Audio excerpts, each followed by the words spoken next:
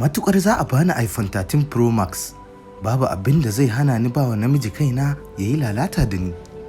In ji ummi Mimi. Wata matashiya mai suna Mimi ta bayyana cewa ita bata ga amfani da zama da mutuncinta ba matukar za a siya mata iPhone 13 a yi lalata da ita. Wa iyazu billah. Wannan dai shine tunanin 'yan mata da yawa a wannan zamani, ko kuma duk sanda wani abu ya fito na yayi.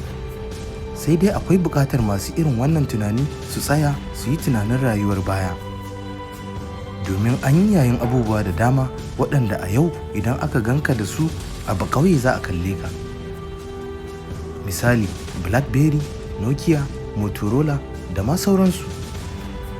Saboda haka ko wannan waya iPhone 13 wata rana za ta zama abin kyama da kuma ƙauyanci ga duk wanda aka gani da ita.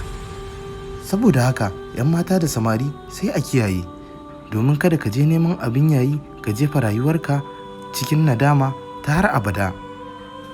A ƙasan da wannan matashiya ta yi wannan rubutun, an samu wata matashiya mai hankali 'yar uwarta take cewa, Allah sarki, baki san illar akan a rayuwarki da illar da za ta ja miki a cikin zuri'arki bane 'yar uwa.